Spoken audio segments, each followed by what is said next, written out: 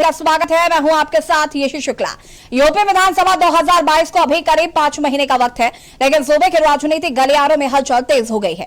सभी राजनीतिक दलों ने अपनी कमर कसी है। कोई दल बदल रहा है तो कोई जनता के बीच अपनी पैठ बनाने में जुट गया है। यूपी में सक्रिय राजनीतिक दल मंथन में सद गए हैं।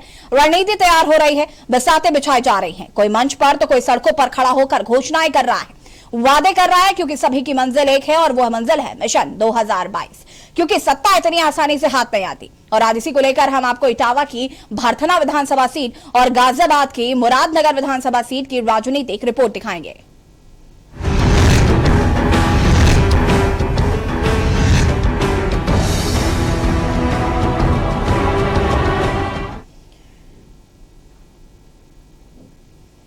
और अंधेरी 2022 में बात करेंगे विधायक जी ने क्या किया। उत्तर प्रदेश विधानसभा चुनाव 2022 के लिए सभी दलों ने अपनी कमर कस ली है। तैयारियां तेज हो गई हैं। बहुजन समाज पार्टी ने कम समय को देखते हुए विधानसभा चुनाव के उम्मीदवारों के नाम का ऐलान करना शुरू कर दिया है।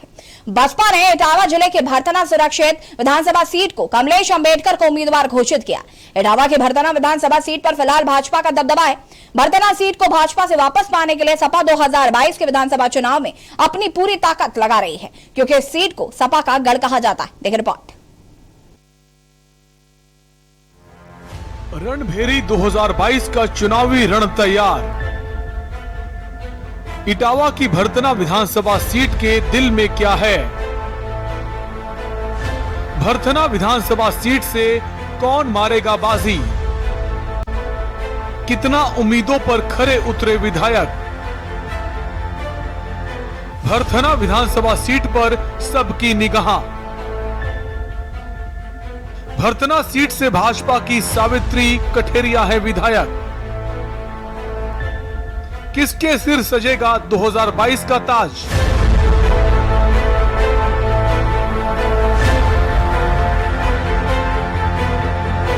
इटावा की भरथना विधानसभा सीट उत्तर प्रदेश की महत्वपूर्ण सीटों में से एक है।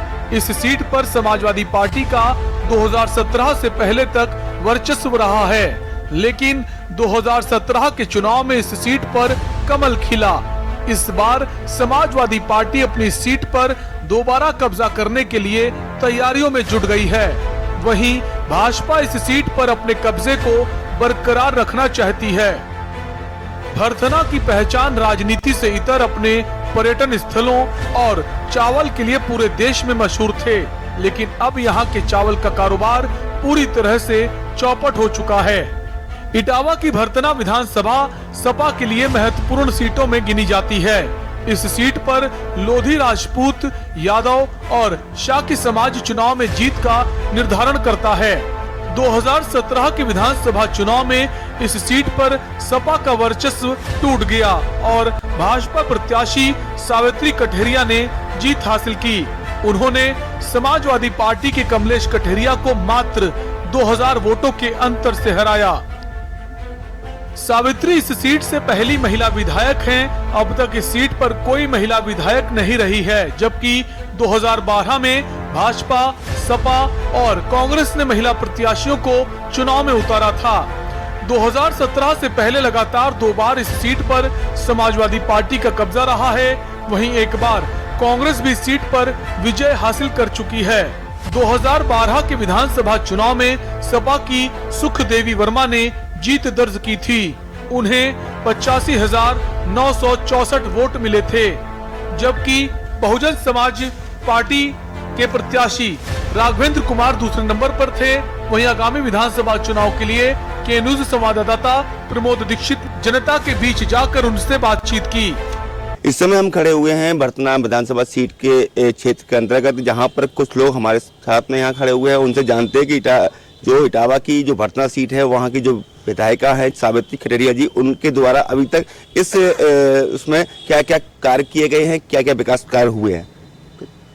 क्या नाम है आपका? मेरा नाम मनोज दीक्षित है। जो आप कहाँ रहते हैं? भरथनी में रहता हूँ। कौन विधायक है यहाँ से? सावित्री कठेरिया। उनके द्वारा अभी तक जो विकास कार्य किए गए हैं, क्या क्या हुए? कोई भरथना में कोई विकास कार्य नहीं हुआ। भरथना इससे बिल्कुल अछूता है, कोई विकास कार्य नहीं हुआ। अगर यदि आपसे बात की जाए कि उनको 10 में से कितने नंबर देंगे? 0। इन्होंने विधायिका जी को 10 में 0 नंबर दिया है। क्या नाम है आपका? अनिल दीक्षित नाम है मेरा। कौन विधायिका हैं आप यहाँ? सावित्री कढ़ेरिया जी हमारी विधायक है। क्या क्या विकास कार्य हुए हैं? ये आप प्रश्न उल्टा कर रहे हैं। आप ये पूछिए कि क्या क्या विनाशकार हुए हैं यहाँ पर। यहाँ विकास नाम की तो कोई, मैं पूरे क्षेत्र में घूमता हूँ, मैं किसान सभा में काम करता हूँ। आज हम लोगों के लिए त्यौहार है, कृषि कानून वापस ले लिए हैं केंद्र सरकार ने, इसलिए हम लोग त्यौहार मना रहे हैं।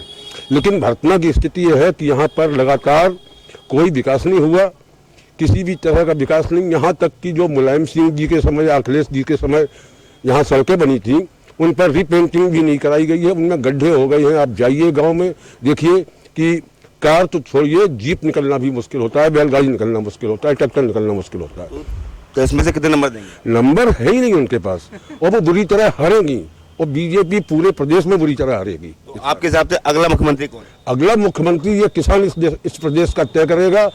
जो किसानों के लिए लड़े हैं लोग, वो तय करेंगे, और हम वोट उसी हो जाएंगे। बीजेपी को यहाँ पर कोई वोट नहीं मिलेगा। अगला मुख्यमंत्री किसान लोग तय करेंगे, कौन बनाएंगे कौन नहीं बनाएंगे। क्या नाम है सर आपका? सर अजय नाम है मेरा। अजय जी, जी ये कहाँ रहते हो आप? बर्थनी में रहता हूँ। पटना के विधायक कौन है? कसावती कठेरिया जी हैं। कोई उनके द्वारा कोई विकास कार्य? देखिए, सही बात यह है कि जिन उम्मीदों के साथ भाजपा को लाया गया था, उसके ठीक उलट काम हुए हैं। जहाँ तक आप जो कृषि कानून की बात करें, वो बहुत पहले वापस लिया जाना चाहिए था, जो बहुत देर में और इतने समय बाद लिया गया कि जब 600 से ज़्यादा किसानों की मौत हो गई उसमें, तब लिया गया। तो इसे बहुत पहले ले लेना चाहिए था, जनहित का कार्य है। रही बात आपके भाजपा के संबंध में जो आप सवाल पूछ रहे हैं कि यहाँ से सावित्री कठेरिया जी के या किसी और संदर्भ में, तो देखिए कोई भी विकास कार्य नहीं हुआ है। भरतना हमेशा से विकास में पीछे रहा है। जो भी यहाँ विधायक तो बन जाते हैं, लेकिन वो वादे करते हैं, उसके बाद कुछ नहीं करते हैं। एक बहुत बड़ा जो उन्होंने वादा किया था, मुख्यमंत्री जी 2 महीने बाद ही बस अड्डे का उद्घाटन करने वाले थे, वो आज तक पता नहीं कहाँ गया। यानी कि विकास कार्य के नाम पे कुछ नहीं हुआ है, और भरतना हमेशा से इसमें पीछे रहा है। क्या लगता है आने वाले समय में आपका वोट? देखिए, वोट उसको जाएगा जो भरतना के विकास के लिए कार्य करेगा।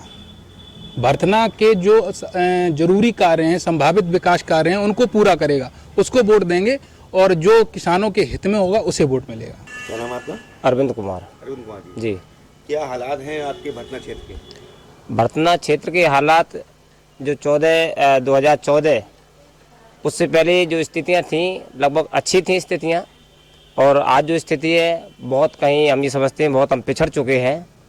जैसे यहाँ पर बहुत सारी ऐसी चीज़ें हैं, हमारे यहाँ जो ट्रेन वगैरह है, केवल यहाँ पर 2 ट्रेन है, आगरा जाने के लिए और लखनऊ जाने के लिए, ठीक है। और वो ऐसी ट्रेनें हैं कि एक आम आदमी उनका किराया नहीं दे सकता है।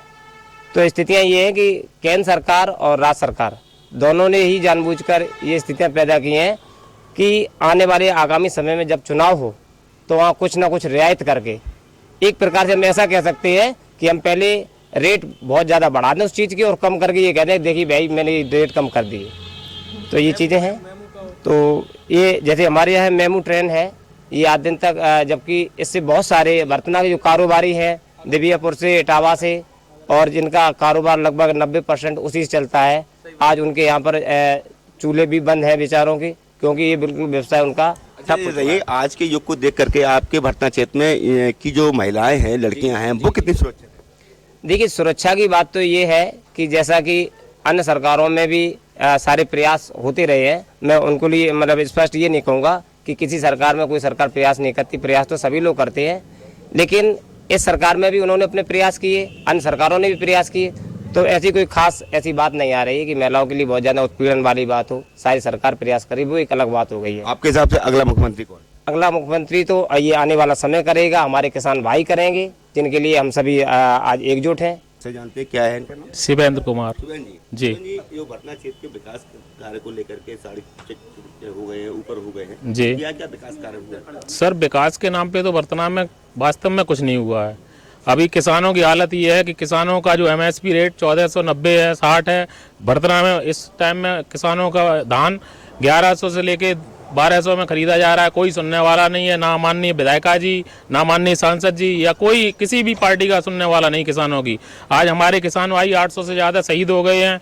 आज किसान कानून वापस हो गए, इसकी हमें खुशी है, हमें प्रसन्नता है। लेकिन जो किसान हमारे शहीद हो गए, लखीमपुर में सांसद जी के द्वारा गाड़ी उनके बच्चे ने चढ़ा दी, हमारे किसान उसमें मारे गए, उसका कोई सुनवाई नहीं। माननीय गृह मंत्री जी के बगल में खड़े होके उनका टैनी जी का बच्चा, और वो कहते हैं कि देश में कहीं गुंडागर्दी नहीं है, उन्हीं के बगल में जब उनका खड़ा है और कोई कार्रवाई नहीं होती है, तो सर हम तो इससे भाजपा से बिल्कुल संतुष्ट नहीं है। एक छोटा सा मासूम एक बच्चा खड़ा हुआ है, उससे जानते हैं वो अगली बार अपने माँ बाप से क्या नाम है आपका? अथा दीक्षित। दीक्षित, हाँ, किसकी बनेगी सरकार आपकी बार? अब की बार तो सर कांग्रेस की बननी चाहिए। क्यों? क्योंकि मैंने देखा है ज़्यादातर कि देखिए बीजेपी जो सरकार है हमारी, उसमें बहुत ज़्यादा हिंदू मुस्लिम जैसे करा जाता है, तो ये सब मुझे बिल्कुल नहीं पसंद है। और ये कांग्रेस नहीं कहती है, कि कांग्रेस कहती है हिंदू मुस्लिम सिख ईसाई आपस में सब भाई भाई। अपने बचपन में हमने ये कविता ज़रूर पढ़ी है, मैंने भी पढ़ी है, और ये हमेशा की तरह होना चाहिए। इस मासूम बच्चे का साफ तौर पे कहना है कि बीजेपी सरकार में हिंदू मुस्लिम की बात चलती है। एक मासूम बच्चा इतनी बड़ी बात कह रहा है, तो आप खुद जान सकते हैं इस जो कंडीशन है इटावा के भरतना विधानसभा सीट की, जो कि आम तौर पे किसी भी व्यक्ति के द्वारा अभी तक मुंह से एक बात ये निकल के नहीं आई है कि हाँ कि कोई भरतना की जो विधायिका हैं सावित्री खरेड़िया जी, उनके द्वारा कोई भी विकास कार्य किया गया है। अब वो ऐसा है, ये आम राय में मिल जाएगा आपको, आम राय में मिल जाएगा, यहाँ तो कहने सुनने से कोई फायदा नहीं। ऐसा 10 में से अगर नंबर दें तो कितने देंगे आप उनके कार्य सामने? महंगाई और भ्रष्टाचार दो बहुत बड़े मुद्दे हैं। भ्रष्टाचार प्रशासन में और पुलिस में, ये भ्रष्टाचार की जड़ें बहुत गहरी हो गई हैं, इनकी इजाफा हुआ है बहुत ज़्यादा, ये स्थिति। विधायक तो अगर 10 में से नंबर दिए जाएं तो कितना देंगे? अब जनता देगी नंबर हम नहीं दे सकते। नहीं, इसमें रिपोर्ट कार्ड में कोई तो नंबर दिया जा सकता है। ना ना ना ना, आपकी विचारधारा आप अधिवेशन नहीं, हमारी विचारधारा है और उस हिसाब से हम ये देख रहे हैं, लेकिन हम नंबर उनको क्या दे, हमारे नंबर से तो कुछ उनको बेनिफिट तो है। उनके विधायक बनने से पहले भी और अभी भी काफ़ी समस्याएं रही हैं भरतना में, जो आज दिन तक इनका निवारण नहीं हुआ है। और भरतना के लोगों ने विकास किया है, सरकार ने यहाँ कोई विकास नहीं किया। इससे पहले की सरकार की बात की जाए चाहे अब की, क्योंकि लोगों ने यहाँ काफ़ी विकास कर लिया। अब विधायिका जी की बात की जाए, हम तो एग्रीकल्चर से हैं, एग्रीकल्चर के स्टूडेंट है, तो एक बहुत बड़ी मंडी में जो सब्जी मंडी का उद्घाटन किया था, वो सुचारू रूप से उन्होंने चला नहीं पाई। उद्घाटन करने के बाद भी वो नहीं संचालित कर पाई। तो ये अगर वो मुद्दा पूरा कर दें, और बम्बा वाली रोड का जो वो उप मुख्यमंत्री तक मुख्यमंत्री तक ले गई, फिर भी उनका काम नहीं हुआ 5 सालों में, अगर वो कर दें तो हम उन्हें नंबर देने के लिए तैयार हैं, अन्यथा कोई नंबर नहीं। तो फिर अब क्या लग रहा है कि जो पहले की सरकार थी वो ज्यादा बेहतर थी या ये वाली सरकार? अब सरकार है तो सब समय आने पे पता चलती है, शकल तो तब बाद में चेहरा दिखाती है ना। स्वास्थ्य के बारे में तो बिल्कुल देखो, निर्णय सड़क के बारे में निर्णय में उन्होंने वादा किया था कि हम गड्ढा मुक्त करेंगे। हमारे यहाँ कोई गड्ढा मुक्त नहीं है और न गड्ढा मुक्त कर पाया है। और उन्होंने जो है जो वादे किए थे, उन वादे में कतई बिल्कुल सारे झूठे वादे निकले। उन्होंने कहा था कि मैं 2 करोड़ रोजगार देंगे, वो नहीं दिलवा पाया। शिक्षा में हमारे नौजवान जो शिक्षा के मायने में बिल्कुल इन्होंने शिक्षा को बिल्कुल फेल, कोरोना मान लो या कुछ भी मान लो, बहरहाल उसकी वजह से शिक्षा तो बिल्कुल एकदम से ख़त्म हो गई है। रोजगार से संबंधित रोजगार भी किसी को नहीं दिलवा पाया। स्वास्थ्य भी नहीं, वो जो व्यवस्था होनी चाहिए वो स्वास्थ्य की व्यवस्था नहीं है। वो के लिए उन्होंने जो कुछ किया है वो ये है, सबसे एक आत्मविश्वास तो जगह है यहाँ लोगों का। मतलब पहले ये हुआ करता था कि आदमी के भय था, भय का वातावरण ख़त्म किया, और जब आवश्यकता होती है तो वो क्षेत्र में आती हैं, जो भी घटना होती है तब भी आती हैं। विकास के लिए जो आप कह रहे हैं, क्षेत्र के लिए विकास तो ये है कि जो समस्याएं हैं उनके बारे में उनका प्रपोजल गया है। और अभी लेटेस्ट जो है ये हमारा ये बाईपास है, जो इसके लिए भी उन्होंने पहल की है। मौर्य जी को उन्होंने एस्टिमेट दिया है। बम्बा वाली जो सड़क है वो काफ़ी गड्ढे उसमें हो गए थे, तो हम लोगों के साथ उन्होंने जाके वहाँ दिया है मौर्य जी को, और उन्होंने कहा कि अगले बजट में निश्चित रूप से इसे। भरतना विधानसभा सीट की कुल जनसंख्या, कुल मतदाताओं की संख्या 3,97,081। पुरुष मतदाताओं की संख्या 2,18,598। महिला मतदाताओं की संख्या 1,88,685। 2017 भरतना विधानसभा सीट का चुनाव परिणाम, भाजपा की सावित्री कठेरिया ने दर्ज की जीत। सावित्री कठेरिया को मिले 82,005 वोट। सपा के कमलेश कुमार कठेरिया को 1,968 वोटों से हराया।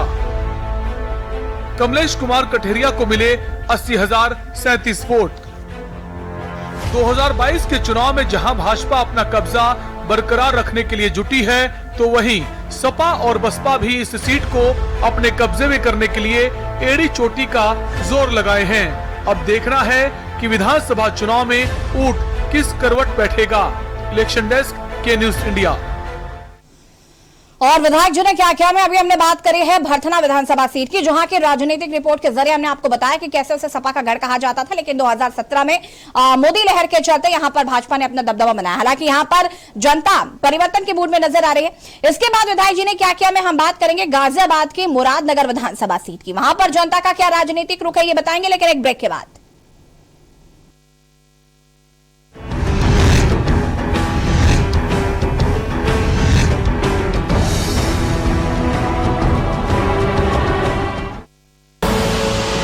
देख रहे हैं के न्यूज, खबरों का सारथी।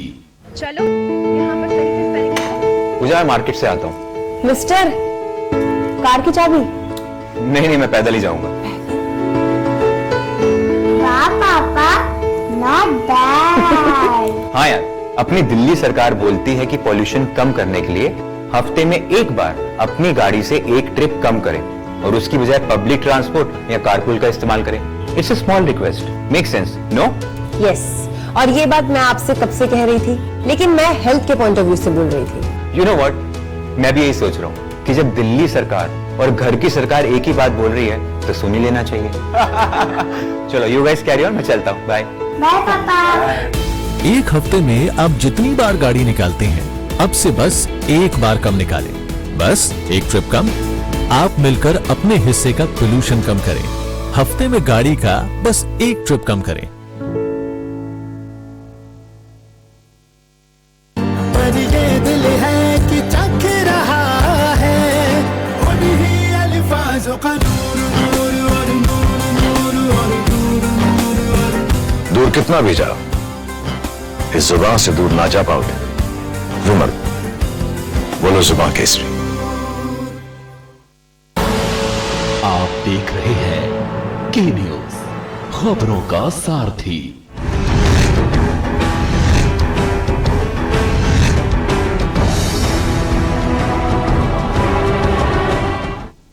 ब्रेक के बाद एक बार फिर से आप सभी का स्वागत है। इससे पहले हमने आपको भरथना विधानसभा सीट के बारे में बताया था, अब हम आपको बताएंगे गाजियाबाद की मुरादनगर विधानसभा सीट की। साल 2022 में उत्तर प्रदेश विधानसभा के चुनाव होने, जिसके चलते सभी दलों ने हाईकमानों के बीच मीटिंग करना शुरू कर दिया है। सत्ता में बैठी भारतीय जनता पार्टी अपनी कुर्सी को बचाए रखने के लिए चुनाव लड़ेगी, तो विपक्षी party Samajwadi party, Bahujan Samajwadi party और कांग्रेस यूपी के चुनावों को जीतकर सत्ता में वापस आने का प्रयास करेंगी। यूपी के गाजियाबाद का क्षेत्र पार्टियों के लिए काफी महत्वपूर्ण हो सकता है। यहाँ कुल 5 विधानसभा की सीटें हैं, जिनमें से एक है मुरादनगर विधानसभा। क्या कुछ इस सीट की खासियत है और राजनीतिक मायने क्या है यहाँ के लोगों के, देखिए रिपोर्ट के जरिए। रणभेरिया 2022 का चुनावी रण तैयार। गाजियाबाद की मुरादनगर विधानसभा सीट के दिल में क्या है? मुरादनगर विधानसभा सीट से कौन मारेगा बाजी? कितना उम्मीदों पर खरे उतरे विधायक? मुरादनगर विधानसभा सीट पर सबकी निगाह। मुरादनगर सीट से भाजपा के अजीत पाल त्यागी हैं विधायक। किसके सिर सजेगा 2022 का ताज?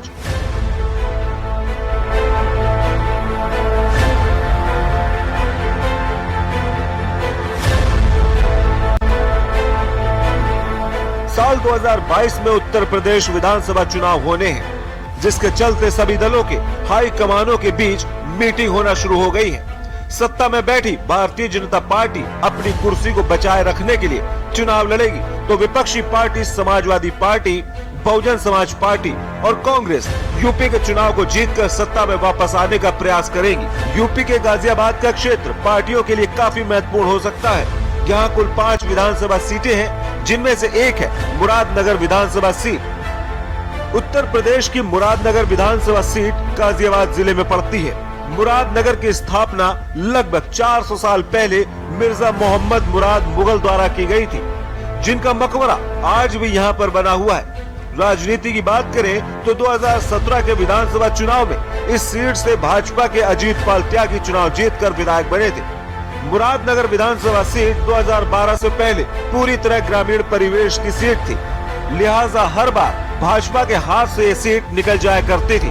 2012 में परिसीमन के बाद कई शहरी क्षेत्र मुरादनगर विधानसभा सीट का अहम अंग बन गए, जिसका फायदा पूर्व कैबिनेट मंत्री राजपाल त्यागी के बेटे और पूर्व जिला पंचायत अध्यक्ष अजीत पाल त्यागी को मिला। वे चुनाव जीतकर विधायक बन गए। 2012 के विधानसभा चुनाव में इस सीट पर बहुजन समाज पार्टी के प्रत्याशी वहाब ने समाजवादी पार्टी के राजपाल त्यागी को हराकर चुनाव जीता था। इस चुनाव में बसपा प्रत्याशी वहाब को 57,103 वोट मिले थे, जबकि दूसरे नंबर पर रहे सपा के राजपाल त्यागी को 53,481 वोट मिले थे। वहीं तीसरे नंबर पर बृजपाल तेवतिया थे, जो कि भारतीय जनता पार्टी के प्रत्याशी थे। उन्हें 52,563 वोट मिले थे, जबकि कांग्रेस के सुरेंद्र कुमार चन्नी को 49,364 वोट मिले थे। 2017 में हुए विधानसभा चुनाव में इस सीट पर भारतीय जनता पार्टी के अजीत पाल त्यागी चुनाव जीतकर विधायक बने। उन्होंने बसपा के सुधन कुमार को चुनाव हराया था। इस चुनाव में भाजपा प्रत्याशी अजीत पाल त्यागी को 1,40,759 वोट मिले थे, जबकि दूसरे नंबर पर रहे बसपा के सुधन कुमार को 51,147 वोट मिले। वहीं कांग्रेस के सुरेंद्र प्रकाश तीसरे नंबर पर थे, उन्हें 49,989 वोट मिले थे। रालोद के अजय पाल सिंह चौथे नंबर पर थे, उन्हें 6,668 वोट मिले थे। वहीं आगामी विधानसभा चुनाव को लेकर के न्यूज संवाददाता जयवीर मावी ने जनता के बीच जाकर उनसे बातचीत की। 2022 चुनाव की रणभेरी बज चुकी है और उत्तर प्रदेश में तमाम पार्टियां अपने अपना राजनीतिक समीकरण बनाने के लिए तैयार हैं, गठजोड़ कर रही हैं और तमाम जो पार्टियां हैं हर हालत में इस बार उत्तर प्रदेश की मुख्य सीट पर काबिज होना चाहती है, जिसका जायजा लेने के लिए हम पहुंचे हैं मुरादनगर विधानसभा क्षेत्र में, जहां पर जो वर्तमान में विधायक हैं भारतीय जनता पार्टी के हैं अजीत पाल त्यागी हैं। और इस समय के जो हालात है, एक तरफ किसान आंदोलन, एक तरफ जो महंगाई है, तमाम ऐसे मुद्दे हैं जिनको लेकर हम गांव देहात में लोगों की राय जानेंगे कि आखिर इस बार लोगों का क्या मन है, किस तरह की सरकार जो ग्रामीण चाहते हैं। और अभी तक के अगर विधायक की बात करें तो उन विधायक ने क्या क्या है, आप देख पाएंगे यहाँ पर तमाम लोग मौजूद हैं जो बैठे हुए हैं। इन लोगों से हम युवा भी हैं, बुजुर्ग भी हैं, तमाम लोग यहाँ बैठक पर बैठे हुए। इन लोगों से भी हम बात करेंगे कि आखिर अब जो किस तरह की रणनीति होगी या कैसी सरकार लोग चाहते हैं। सबसे पहले शुरुआत करते भैया, आप युवा हैं और अगर सरकार की बात करें, जिस तरह की उम्मीद थी कि सरकार युवाओं के लिए रोजगार लाएगी, शिक्षा की चीजें लेगी, क्या आपको कितनी मतलब सही लगी सरकार? ये महंगाई बहुत हुई सर, ये गरीब किसान है, किसान की ये फसल भी बहुत इसमें हो गई, तो इसमें विधायक को लेकर क्या कहेंगे? आप जानते हैं आपके विधायक कौन है? अजीत पाल त्यागी। इस बार की क्या उम्मीद है, क्या विधायक ने किया, कुछ किया काम? जी नहीं, कुछ नहीं किया। कुछ और भी लोग यहाँ मौजूद हैं जिनसे हम बात करेंगे कि जो काम है उन कार्यों को लेकर जो किस तरह के जो बुजुर्ग भी हैं सर, महंगाई, किसान आंदोलन, और अगर हम बात करें वर्तमान के जो विधायक हैं उनको लेकर आप क्या कहेंगे? देखो जी, हम तो उसे वोट देवे नहीं, अजीत पाल। उन्होंने काम ही ना करा कुछ 5 साल में, कोई बताओ, आया ही नहीं देहात में, ना हमारे यहाँ आया कभी नहीं आया। नहीं तो क्या इस बार आए भी आया एक बार, 2 साल हो ली, तो जी फिर इससे फायदा का। कुछ और भी लोग मौजूद हैं, इनसे बात करें। सर क्या कहेंगे, किस तरीके की सरकार आप चाहते हैं? बस हम तो कुछ कह नहीं सकते सर, इसके बारे में कुछ नहीं कह सकते, महंगाई बहुत ज़्यादा है। तो क्या इस बार बदलाव की? बिल्कुल बदलाव होगा, विधायक को बदलाव करना? बिल्कुल। हाँ जी, बिल्कुल बदलाव। लेकिन जिस तरह जो उत्तर प्रदेश सरकार की बात करें, भाजपा के कार्यों की बात करें, लगातार विकास कार्यों की बात भाजपा करती है, मुख्यमंत्री लगातार दावे करते हैं, लेकिन विधायक की बात करें जो जमीनी स्तर पर जिसकी आपकी जरूरत है, आपने जब से चुनाव हुए हैं 5 वर्ष हो चुके हैं, कितनी बार विधायक को अपने गाँव में देखा है? इनकी बात करो। कितनी बार देखा आपने विधायक को? बोली आप बताओ, विधायक आते हैं आपके गाँव में? आवे तो है पर काम ना करता। कोई काम आपके यहाँ कितने काम विधायक ने किए? कुछ भी ना करा। तो क्या इस बात के लिए करा तो बहुत है, कुछ देश के लिए तो बहुत करा है। बताइए क्या कहते हैं? बस जैसे कि सब काम सरकार नहीं करे, जितने भी ये काम हुए हैं। एक दो काम बताओ, लोगों को जानकारी होगी आपके यहाँ क्या काम हुआ। हाँ, जैसे कि अभी वो पीछे महंगाई को लेके ज्यादा है, वैसे महंगाई जो ज्यादा बढ़ी है। मतलब विकास कार्य हुए हैं लेकिन महंगाई एक मुद्दा हो सकता है। विकास कार्य तो हुए हैं लेकिन महंगाई ज्यादा है, महंगाई से परेशान है। तेल कहाँ पहुँचगा, डीजल कहाँ पहुँचगा, बोलिए। और सब्सिडी खत्म कर दी। माता जी भी हमारे साथ मौजूद है, इनसे बात करें। माता जी, आप घर चलाती हैं, क्या कहेंगी सरकार को लेकर? क्या आपको लगता है सिलेंडर महंगा होगा? अब इसमें ये बता दें। हाँ, सिलेंडर बेटा महंगा होगा, भरा ही ना जा रहा, पर परेशानी हो रही है। सरकार ने सिलेंडर तो फ्री दिए थे। नहीं, फ्री दिए होंगे बाबू, हमें तो ना दिए, हमें तो ना दिए कुछ भी। अच्छा, भरवाया नहीं जा रहा आपसे? है ना। तो क्या कहोगे सरकार को लेकर? सरकार को ये कहेंगे कुछ सस्ता कर दो, महंगाई कम होनी चाहिए। कम होनी चाहिए। हमारे पास पैसा नहीं है, हम सब्जी तलक को परेशान है, हम तो महंगाई की वजह से। आय के क्या साधन है गांव देहात की? अगर हम बात करते हैं, इनकम की बात करते हैं, तो किस तरह? गाँव वाले के लिए तो बेचारे को कुछ भी साधन ना, तड़के से शाम तक खेत में मेहनत करें और कुछ भी ना मिलता। ये ढोर डंगर तुमने ऐसे छोड़ रखे, जो तन फसल हो उसे भी वे खा जा। गौशाला बनाई है सरकार ने? कहाँ बनाई है? गौशाला बनाई है। हम तो परेशान इतने हो रहे हैं, ना हमें नाज है ना हमें न्यार है, हमारे तो पेट में कुछ चुगा भी नहीं है। यानी कि कहीं ना कहीं जो लोगों को महंगाई एक मुद्दा हो सकता है। सर, अगर महंगाई के शांति मिलनी चाहिए, बताओ तो हम क्या काम है? चलो तुम्हारे बिजनेस चल रहे हैं, खा जा जी, ये छोड़ रखे तो हम क्या खावे जी? या इनकी कंपनी चल रही है, तो देखो जी, कोई बदलाव चाहे, कोई बढ़िया सरकार आवे। पहले भी तमाम सरकार भैया गाय का खुले बैठाओ। अखिलेश आ जा, क्या दिक्कत है? योगी जी में क्या समस्या है? योगी जी ने कहा छोड़ दी है, भाई योगी जी पकड़ लो इनको ना जी। गाय पकड़ लो, हम वोट दे देंगे योगी को, सब पकड़वा दो। पहले भी गाय कटती, पहले उतना पकड़ी गाय पिछले इलेक्शन में, इलेक्शन से 10 दिन पहले गाय पकड़वा दी और फिर छोड़ दी सारी। मतलब तमाम मुद्दे हैं, युवा भी हैं, बुजुर्ग भी हैं। भैया, कुछ आप कुछ कहेंगे क्या इस जी? क्या होगा इसको लेकर? आप युवा हैं, शिक्षा को लेकर, जो रोजगार को लेकर युवाओं की एक अपेक्षा थी, क्या आप उम्मीद करते हैं? कोई उम्मीद नहीं है। तो यहाँ पर जो लोग हैं, ग्रामीण लोग हैं, हालांकि कैमरे के सामने नहीं बोल पा रहे हैं, लेकिन जो उनकी भावनाएं हैं कहीं ना कहीं इशारा कर रही हैं कि जिस तरह जो भौकाल टाइट है, तो सरकार को कहीं ना कहीं जिस तरह के जो सवाल गांव देहात में उठ रहे हैं, इस बार भाजपा के लिए रास्ता कठिन हो सकता है। 2017 मुरादनगर विधानसभा सीट चुनाव परिणाम।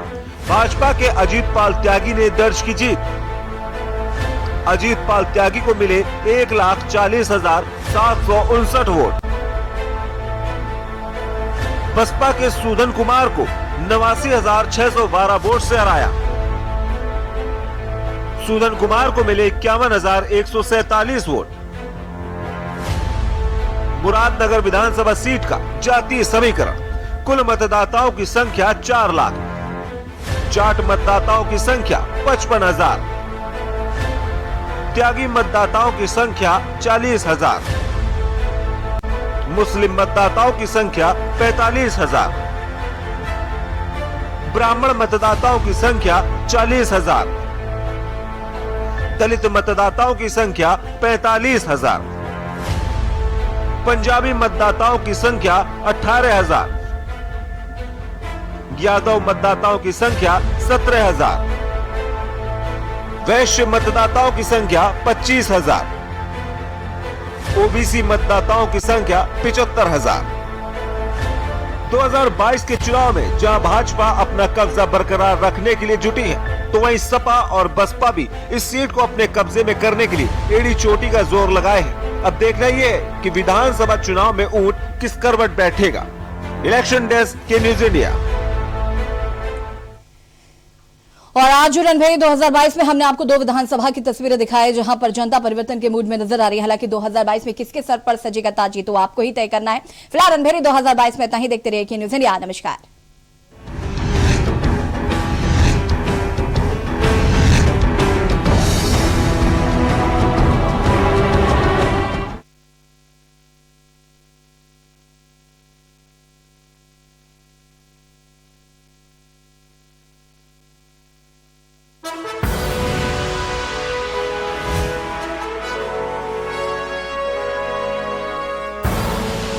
आप देख रहे हैं के न्यूज, खबरों का सारथी। कोविड महामारी के मुश्किल दौर में लोगों की सुरक्षा कवच बनी वैक्सीन। प्रधानमंत्री श्री नरेंद्र मोदी जी के मार्गदर्शन एवं मुख्यमंत्री श्री पुष्कर सिंह धामी के कुशल नेतृत्व में उत्तराखंड सरकार ने इसी आवश्यकता को समझते हुए अपने नागरिकों के कोविड वैक्सीनेशन का 100% लक्ष्य पूरा किया।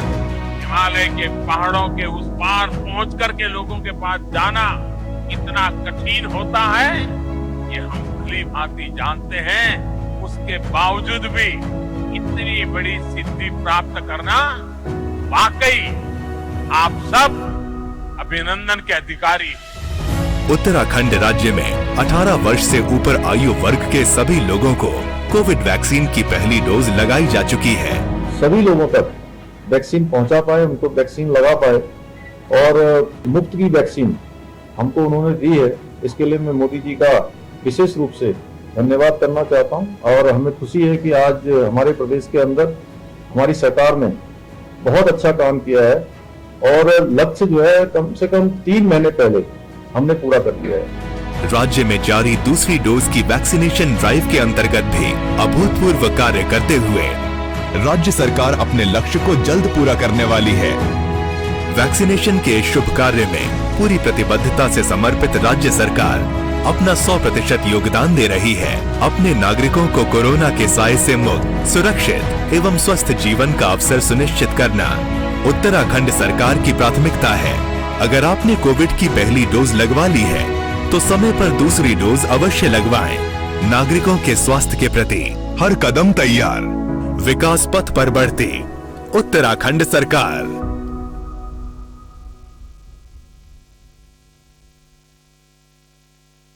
जुबान के लिए उड़ चला गैरों की ज़मीं पर, खुशबू अपने पन की ढूंढता।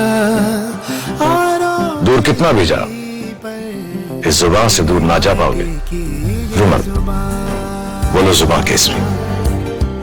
करे अपने जीवन को कृतार्थ, सुने श्रीमद् भागवत कथा रोज प्रातः 6 बजे मेरे साथ सिर्फ के न्यूज़ इंडिया।